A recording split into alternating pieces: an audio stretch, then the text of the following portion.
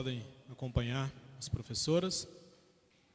Hoje nós vamos dar continuidade na nossa série de exposição nos cânticos de romagem.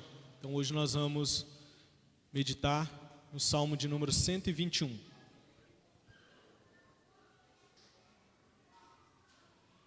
Salmo de número 121.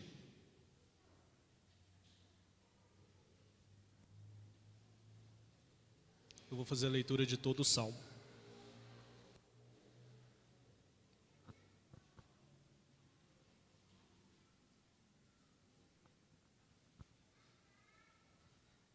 Salmo de número 121.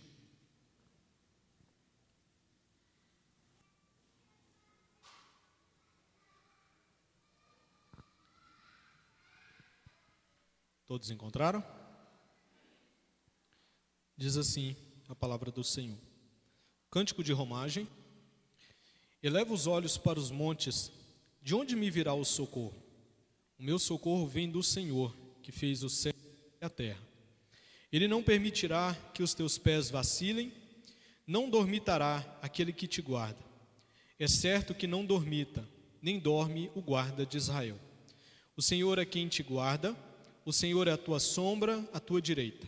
De dia não te molestará o sol, nem de noite a lua. O Senhor te guardará de todo mal. Guardará a tua alma, o Senhor guardará a tua saída e a tua entrada, desde agora e para sempre.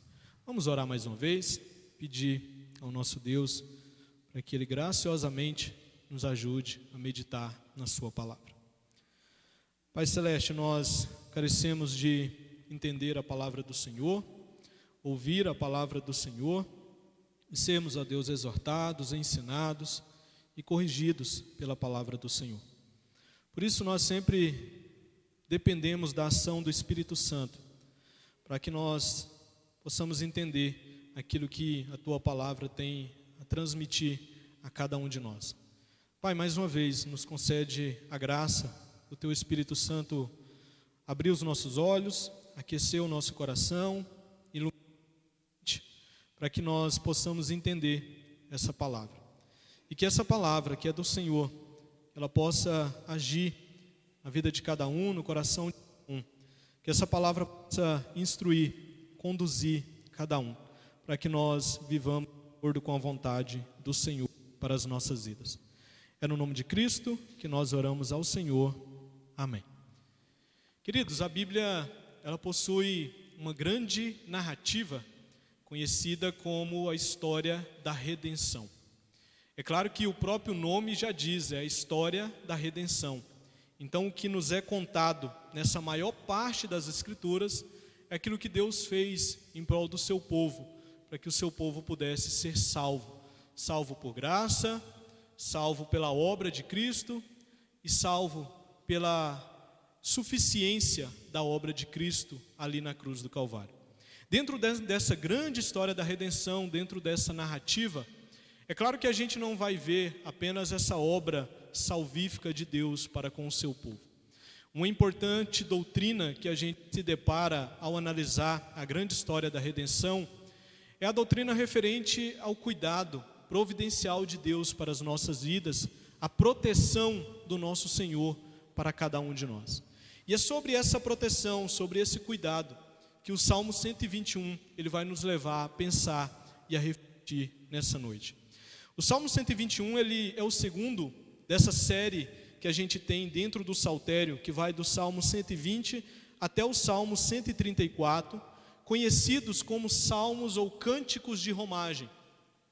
Salmos que eram cantados pelo povo de Israel, pelo povo judeu, toda vez que eles saíam das suas terras, para que eles pudessem estar ali em Jerusalém. E isso acontecia pelo menos uma vez por ano, para que eles pudessem cultuar e adorar o Senhor ali no templo de Jerusalém. O tema desse salmo, meus irmãos, é a proteção de Deus sobre o seu povo.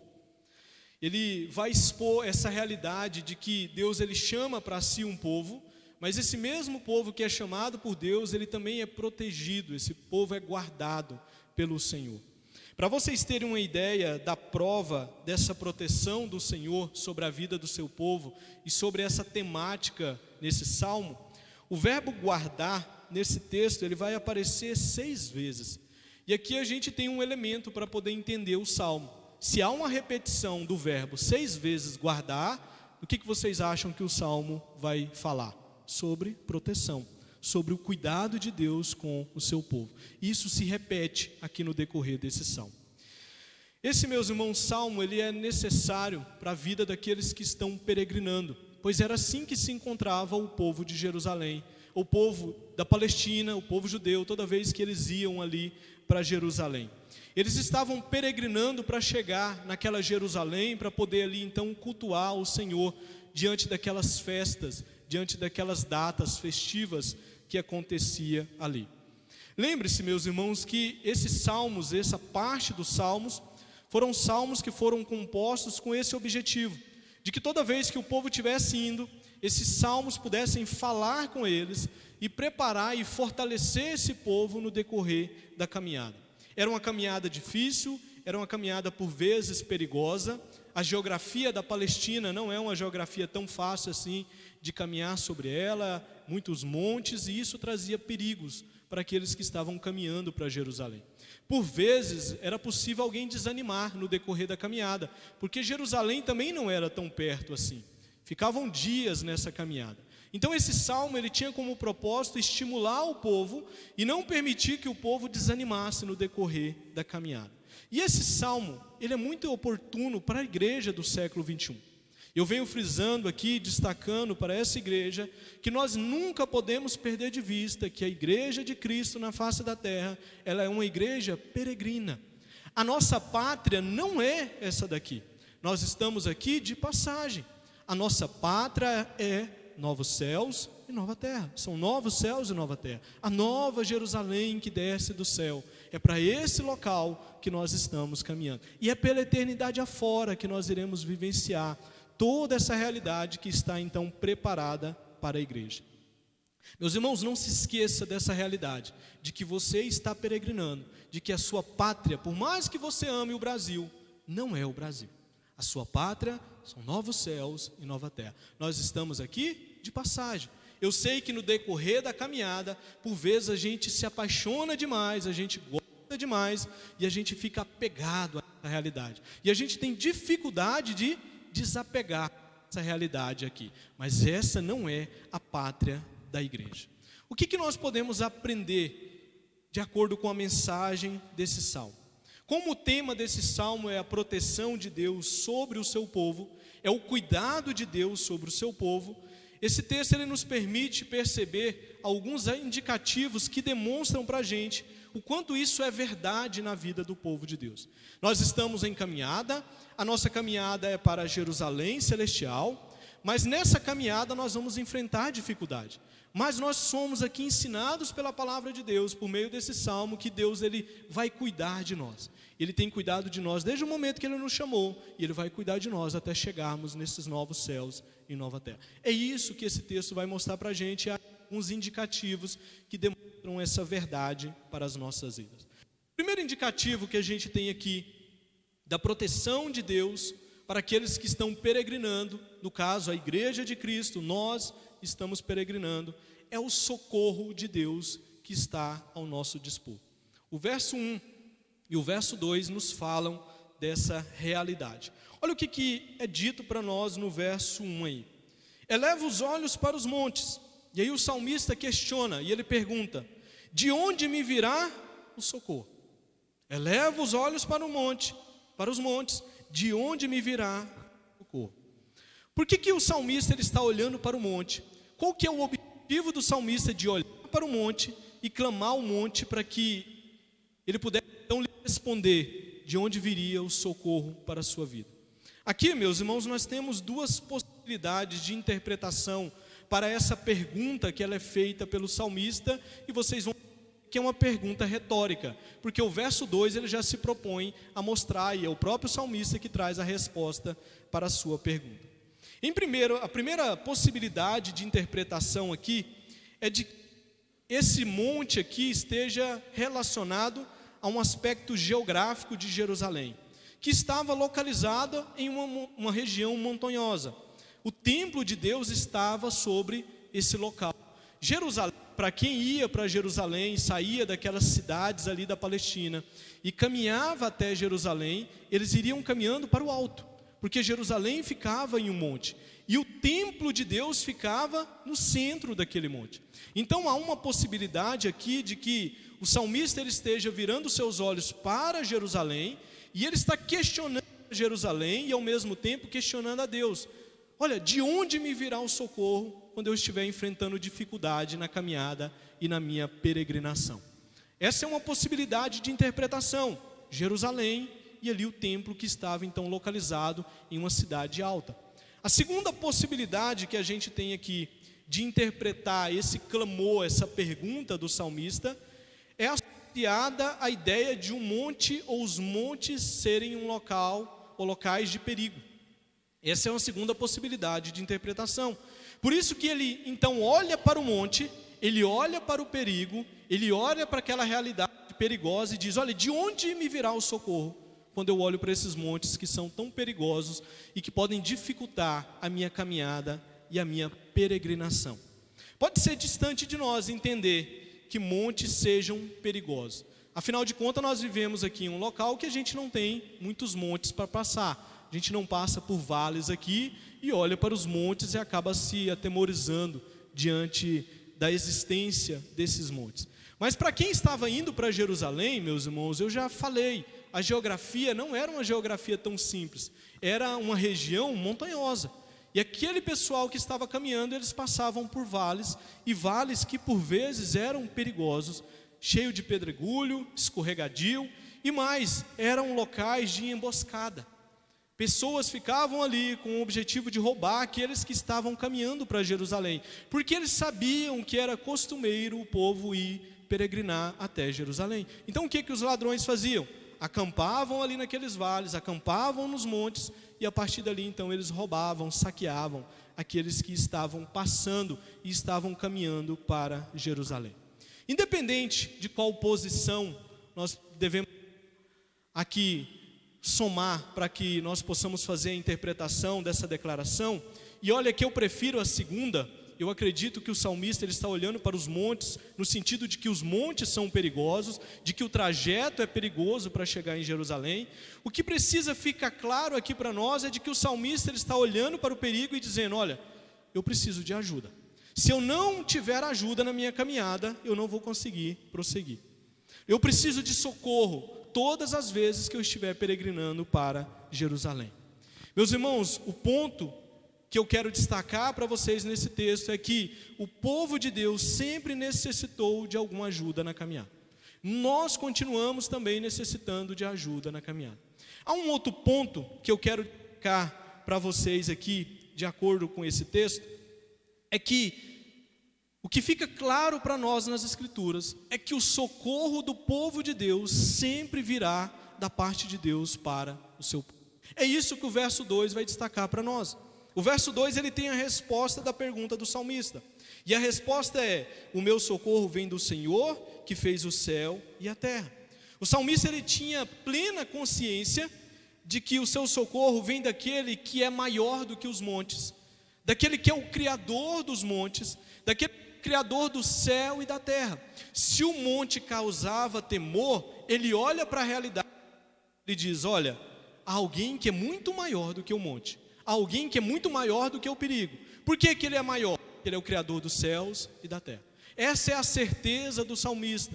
Ele olha para o monte e o monte de fato o atemoriza, mas ele diz: olha, o meu Deus, ele é muito maior do que a realidade desse monte. Em outras palavras, é como se o salmista estivesse dizendo: olha, os montes eles são perigosos, e de fato eles são, mas há alguém que é maior do que os montes. E alguém é aquele que está pronto a socorrer o seu povo no decorrer da caminhada. Meus irmãos, o Salmo 104, verso 32, ele também expressa essa mesma realidade de que Deus ele é maior do que os montes, Deus ele é maior do que os perigos. O Salmo 104, verso 32 diz assim: um só olhar para a terra, ele faz ela tremer, toca as montanhas e elas fumegam.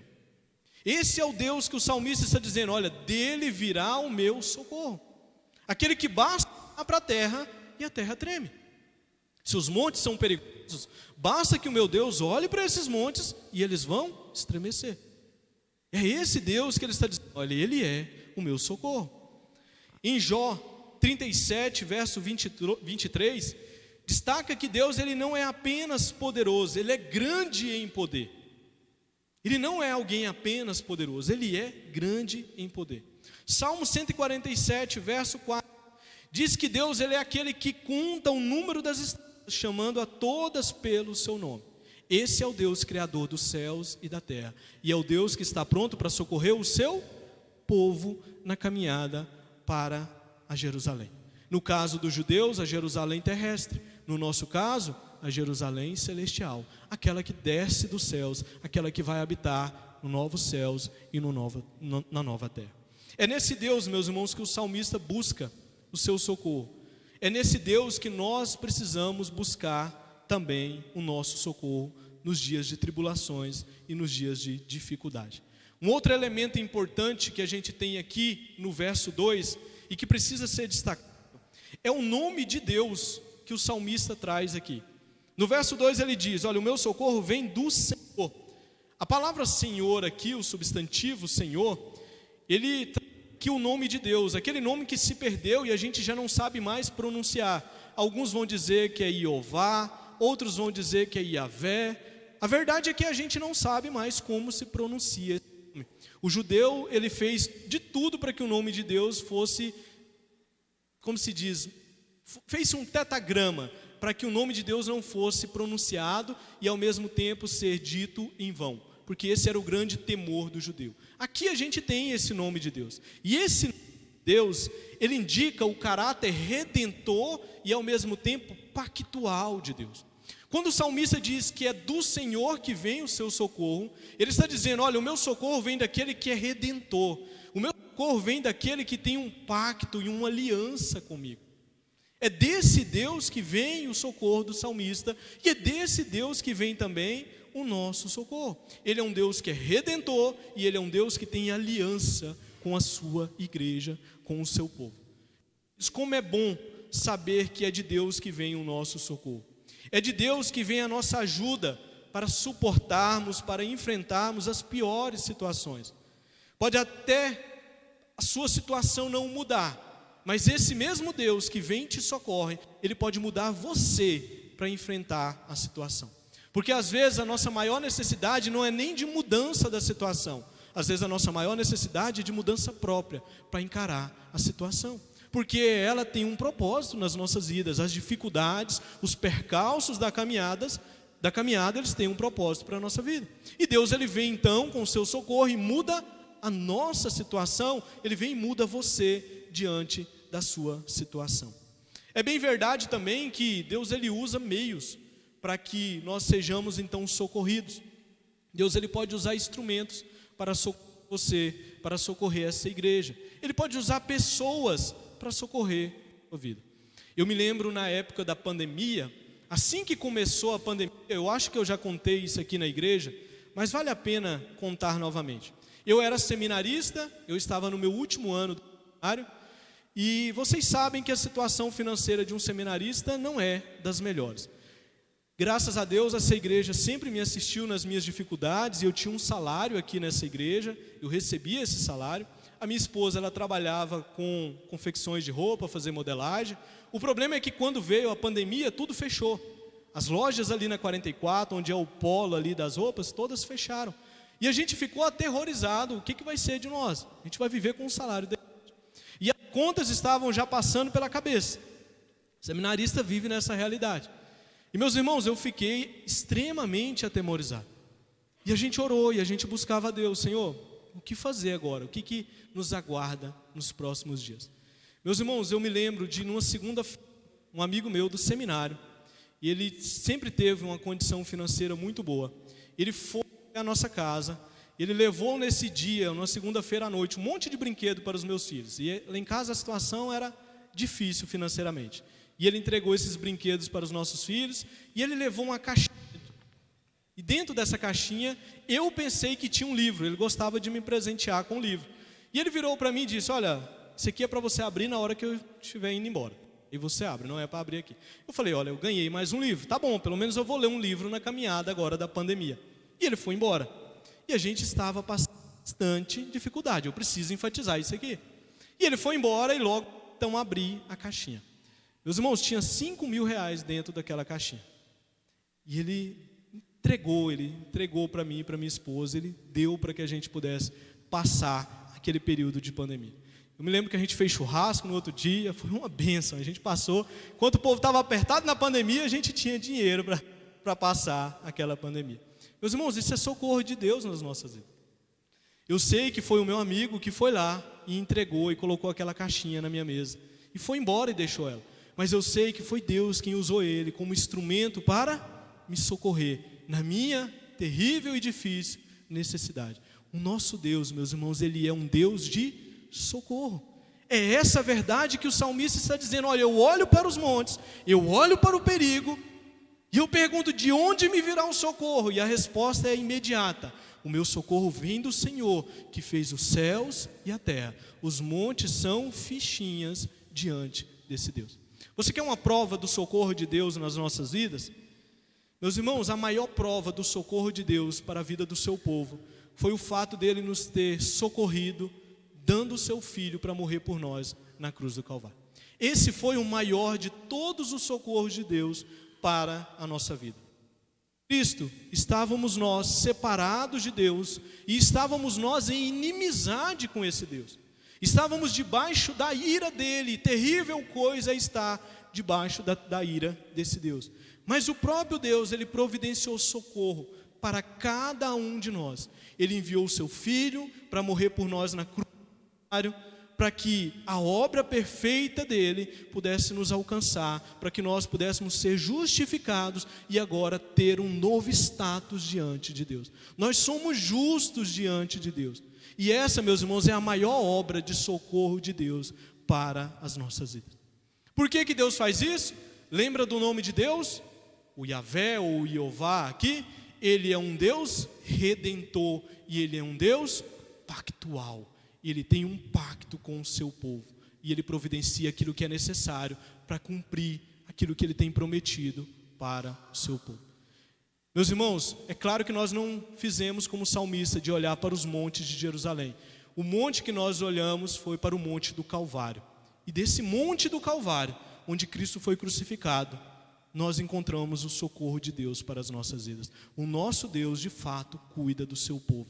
O nosso Deus é um Deus que protege o seu povo e que está pronto a socorrer o seu povo.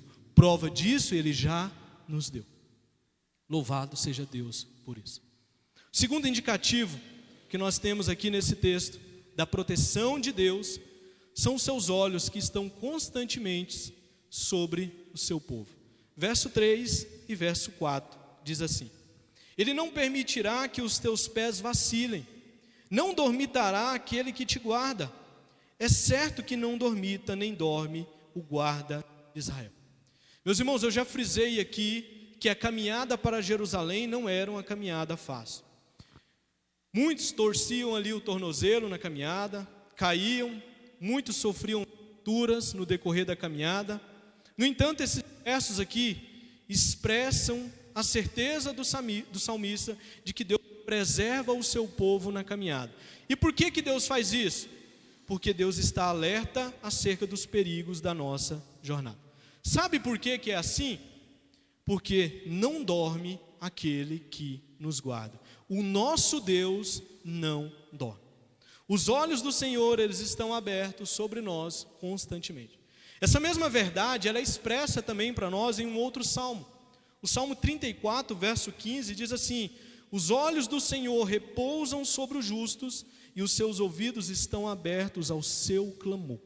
Os olhos do Senhor repousam sobre os justos e eles estão abertos ao seu clamor. Os seus ouvidos estão abertos ao seu clamor. A ação de Deus, meus irmãos, sobre a nossa vida é algo real. O nosso Deus não dorme. Diferente das outras divindades da época do salmista, o Deus de Abraão, de Isaac e Jacó não dorme. Lembra do embate de Elias com os sacerdotes de Baal e Acera no Monte Carmelo? Lembra que Elias vira para o povo e fala: olha, chame o Deus de vocês, chame Baal, chame Acera, grita para ele, e o povo grita, o povo se corta, o povo fica ali rodeando aquele altar para ver se ele mandava fogo, para ver se ele respondia. E há um determinado momento que Elias começa a fazer ironia com o povo, a fazer chacota do que estava ali. Elias vira para aqueles sacerdotes e diz: olha, clame mais alto, talvez Baal esteja dormindo. É por causa disso que ele não atende vocês, porque ele está dormindo. Gritem!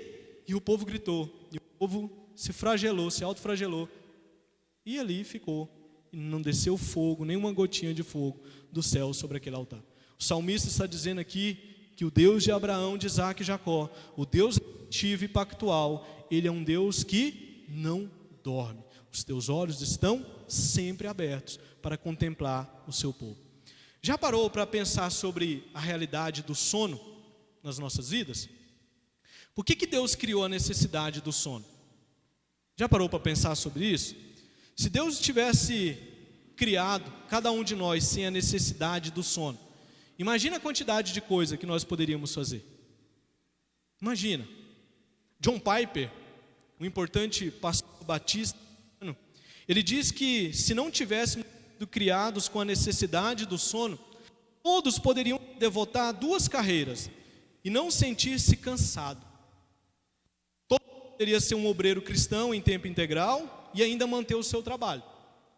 Poderíamos nos envolver em muitas coisas dos negócios do Pai, porque nós não precisaríamos dormir. Poderia tirar um período para trabalhar em um trabalho dito secular, e depois você poderia ter o outro momento para trabalhar em prol das coisas da obra de Deus e da casa de Deus. Imagine o quanto seria se fosse essa realidade para as nossas vidas. Mas por que Deus criou o sono se Ele nunca dorme na sua criação e principalmente no ser humano? De acordo com John Piper, ao comentar esse texto, ele destaca que o sono é um diário da parte de Deus, de que não somos Deus. O sono, ele está aí para lembrar cada um de nós que nós não somos Deus. Deus cuida do mundo numa boa, enquanto o hemisfério dorme.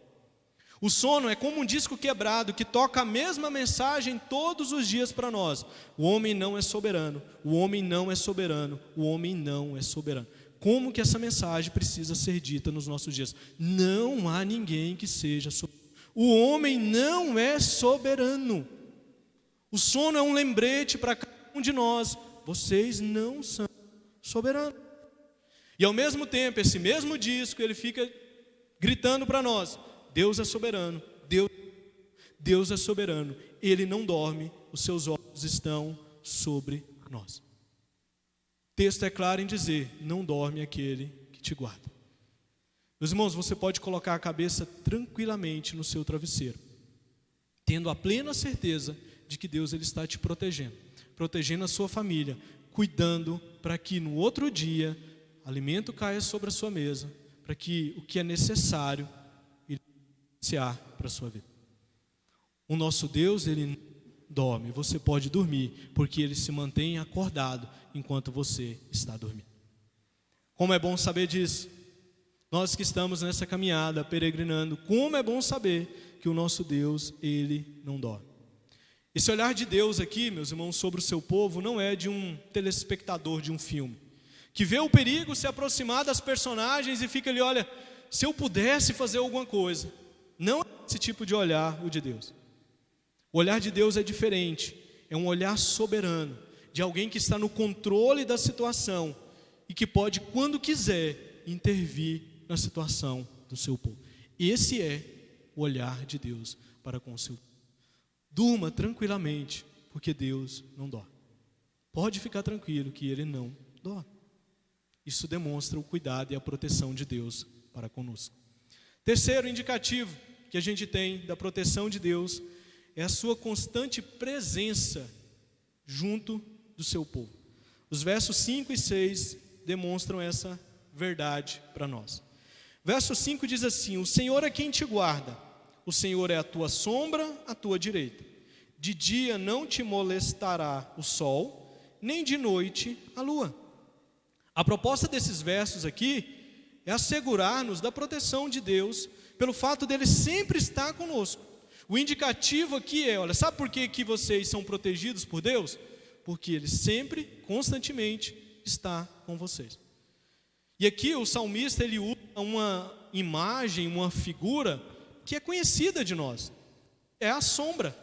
Cada um aqui possui uma sombra, não é verdade? Se você não possui uma sombra, alguma coisa errada. Cada um aqui possui uma sombra. E essa sombra, ela não se aparta de nós. Você pode andar. Para onde você estiver, você vai ter essa sombra com você. O que o salmista está dizendo? Assim é Deus com o seu povo. Ele é como sombra ao lado do seu povo. É assim que Deus está com o seu povo. E perceba, meus irmãos, no verso 6, que essa presença de Deus, ela acontece de dia e de noite. Deus, ele está com o seu povo 24 horas por dia. Nós vivemos no mundo de Deus, diante das leis de Deus e diante de Deus, porque 24 horas Ele está conosco. Nós entramos aqui nesse templo, nos reunimos como igreja para cultuar o Senhor. Nós não estamos entrando na presença do Senhor, porque lá fora nós já estávamos na presença do Senhor. Por quê? 24 horas Ele está com o seu povo. Sempre está com o seu povo. É essa a verdade que está sendo colocada aqui. Aqueles que estavam peregrinando para Jerusalém, eles enfrentavam um clima complicado e por vezes que desanimava o povo naquela caminhada. De dia eles enfrentavam um sol escaldante. E vocês sabem que a Palestina... Então, por causa desse sol, havia insolação e desidratação. Algo que era comum para quem estava peregrinando no deserto. À noite, os peregrinos enfrentavam as baixas temperaturas, porque o deserto ele tem essa ironia. De dia um calor insuportável, à noite é um frio insuportável. É comum do deserto, realidade. E isso poderia fazer o quê? Desanimar o povo, a tal ponto de impedi-los de chegar em Jerusalém. Mas o que o salmista está dizendo aqui? Ele está dizendo, olha, Deus ele está do lado de vocês. Deus não vai deixar o desânimo parar vocês. O calor e o frio não vão parar vocês, porque Deus vai suprir as necessidades de vocês, sejam diante do calor escaldante, sejam diante também do frio. A gente tem um exemplo disso quando o povo sai da terra do Egito. Eles estavam caminhando também por um deserto. E o que acompanhava eles de dia? Uma nuvem. E essa nuvem trazia sombra, refrigério para o povo que estava caminhando. O que acompanhava aquele povo à noite? Uma coluna de fogo. E aquecia aquele povo que estava ali caminhando. Meus irmãos, a presença de Deus é algo real sobre as nossas vidas. Deus não mudou, Ele continua se fazendo presente com o seu povo. O Evangelho nos ensina que, por meio da pessoa do Filho, nós temos a garantia da presença de Deus conosco. Lembra de Jesus na grande comissão? O que ele afirmou para os seus discípulos? Ele disse que estaria com os seus discípulos até a consumação de todas as coisas, dos séculos. A presença de Deus é real com o seu povo. Um dos nomes de Cristo é Emanuel, o que quer dizer Deus conosco. Jesus ele subiu aos céus, ascendeu aos céus, mas ele enviou o Espírito Santo para habitar em cada um de nós. A presença de Deus é algo real com seu povo. Esse é um indicativo da proteção de Deus para aqueles que estão na caminhada, na peregrinação. Por fim, quarto e último indicativo da proteção de Deus é o seu cuidado em todo o tempo sobre o seu povo, quer seja na saída, quer seja na entrada para Jerusalém. Os versos 7 e 8 destacam essa realidade. O Senhor te guardará de todo mal, guardará a tua alma, o Senhor guardará a tua saída e a tua entrada, desde agora e para sempre. Olha como o salmista conclui o seu salmo, descrevendo para nós a presença desse Deus e ao mesmo tempo a proteção desse Deus, tanto na saída nossa como na nossa entrada ali em Jerusalém. Ele vai guardar o seu povo de todo o mal. Com isso, o salmista não está dizendo que nós não teremos uma vida sem enfrentamento de coisas ruins. Isso não quer dizer que nós teremos uma vida sem dificuldades, não é. O ponto é que nós teremos uma vida bem armada para enfrentar essas dificuldades. Isso é guardar, isso é criar barreiras para que nós possamos lidar com as dificuldades na nossa caminhada. Deus, ele não vai deixar que nós sejamos impedidos de prosseguir, por pior que seja a nossa situação e o mal desse mundo. Por vezes, meus irmãos, acontecem na nossa vida e a gente fica tendencioso a parar. Eu vou ficar por aqui. Para o mundo que eu quero descer, eu vou ficar por aqui. Mas o salmista, inspirado pelo Espírito, vem nos dizer que Deus, ele vai guardar a nossa saída e a nossa entrada. Foi assim que ele fez com o povo de Israel. Foi assim que ele fez com o povo judeu. Toda vez que o povo saía para Jerusalém, estava na caminhada, Deus estava guardando a caminhada. Quando eles chegavam em Jerusalém, Deus guardava a chegada deles também. Ao retornar para suas casas, Deus guardava a saída desse povo e guardava esse povo na sua chegada. Porque é assim que Deus faz com o seu povo. Do começo ao fim, meus irmãos, nós somos protegidos por Deus. Deus não te colocou nessa caminhada para Jerusalém e te deixou sozinho. Se Ele tivesse nos deixado sozinhos nessa caminhada, a gente já teria desistido, faz tempo. Pelo menos eu já teria desistido, não sei vocês. Mas pelo fato dele estar comigo, pelo fato dele estar com a sua igreja, nós podemos então prosseguir. Ele segura nas nossas mãos, Ele nos fortalece nessa caminhada, para que nós então cheguemos a Jerusalém. Nesse caso, no nosso caso, a Jerusalém celestial. Algumas aplicações desse texto para finalizar. Meus irmãos, não se esqueçam de que nós não somos diferente desse povo que peregrinava até Jerusalém. Junto com eles, nós somos o povo de Deus. A igreja é o povo de Deus. E nós estamos também em uma peregrinação, porém nós estamos peregrinando não para Jerusalém terrestre. Nós estamos peregrinando para Jerusalém celestial. E como não era fácil para o povo judeu peregrinar até Jerusalém, por que a gente tem a tendência de achar que tem que ser fácil para nós? Já parou para pensar? Por que às vezes a gente fica tão zangado com Deus quando as dificuldades vêm sobre a nossa vida? Para eles poderia ser difícil, para nós não, para nós tem que ser fácil. Não é, meus irmãos, e não vai ser fácil também a nossa caminhada. A nossa peregrinação, assim como era dos judeus, será repleta de dificuldade. O sol é escaldante também na nossa peregrinação. O desânimo, por vezes, vai bater na minha porta e vai bater na porta de vocês. Mas não se desespere na caminhada. Há um Deus que está protegendo você, há um Deus que está cuidando de você. Aquele que começou boa obra na sua vida, Ele vai concluir boa obra na sua vida. Ele não brinca de colocar a gente na caminhada e depois deixar que a gente se desanime e saia dessa caminhada. Nós precisamos lembrar, meus irmãos, que a vida do cristão sempre termina bem, mas nem sempre transcorre bem. Nem sempre. Agora, terminar bem, ela sempre vai terminar, porque ela vai terminar nos braços de Cristo. Todo cristão termina nos braços de Cristo. Mas a caminhada nem sempre é boa, é simples e é fácil como gostaríamos. Por isso, meus irmãos, de dificuldades, erga os olhos para o Deus que você tem servido, para o Deus que te chamou para fazer parte da família dele.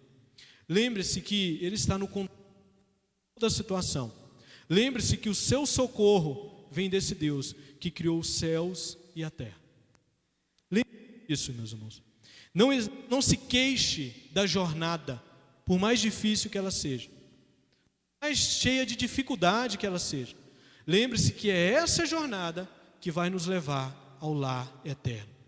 É essa jornada, não há outro caminho.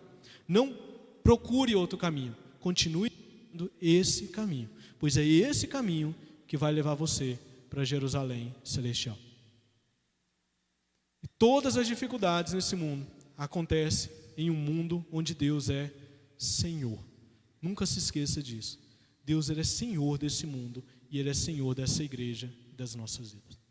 Vamos orar, agradecendo ao Senhor, encerrando esse momento de culto e de adoração ao Senhor. Quero convidá-los a se colocar de pé, para fazermos essa oração e impetrarmos a bênção. Vamos orar. Pai, nós somos gratos por mais esse período de culto, por mais essa oportunidade que o Senhor nos concedeu de estar aqui na Tua casa para adoração e para o culto ao Senhor. Pai, foi o Teu Santo Espírito que gerou em nosso coração a alegria, despertou em nosso coração a disposição de estar aqui nessa noite, porque se fôssemos deixados por conta própria, certamente nós não escolheríamos estar aqui nessa noite cultuando ao Senhor. Mas o Senhor tem se mostrado bom com cada um de nós. O Senhor tem se mostrado um Deus gracioso e misericordioso com cada um de nós. E o Senhor recebeu a nossa adoração e o nosso culto aqui nessa noite. Pai, que o Senhor nos ajude nessa caminhada, na nossa peregrinação. Que o Senhor fortaleça cada um dos nossos irmãos, pois não é uma caminhada fácil. Há muitos percalços, há muitas dificuldades, mas como nós vimos nesse texto, o Senhor é aquele que nos socorre.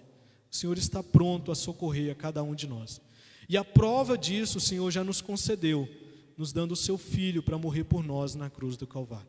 E nós somos gratos a Deus por esse socorro sobre as nossas vidas. Pai, abençoe a vida de cada um aqui, abençoe a semana, abençoe, a Deus, todos os nossos afazeres no decorrer dessa semana, que nós possamos, a Deus, viver e agir para a glória do Senhor. Que nós possamos testemunhar através da nossa vida e através das nossas palavras essas verdades da palavra do Senhor, o Evangelho do Senhor, essa boa nova que nos é pregada domingo após domingo aqui nesse local. Que o Senhor é um Deus que socorre aqueles que estão mergulhados no pecado. E o Senhor faz isso por meio da obra de Cristo ali na cruz do Calvário. Nos ajude, a Deus, a vivermos essa realidade e a compartilharmos essa verdade com todos aqueles que estão mergulhados no pecado. Abençoe, ó Deus, tudo aquilo que nós vamos fazer agora após esse culto, as nossas eleições, que o Senhor venha conduzir, meu Pai, e que a vontade do Senhor, que é soberana, que é boa, perfeita e agradável, venha ser realizada através dessas eleições. É no nome de Jesus, Pai, que nós oramos ao Senhor. Amém. Meus irmãos, que a maravilhosa graça do nosso Senhor e Salvador Jesus Cristo, que o amor de Deus Pai, a comunhão e a consolação do Espírito Santo estejam com todos nós aqui, com toda a igreja espalhada pela face da terra, não só hoje, mas para todo sempre. Amém.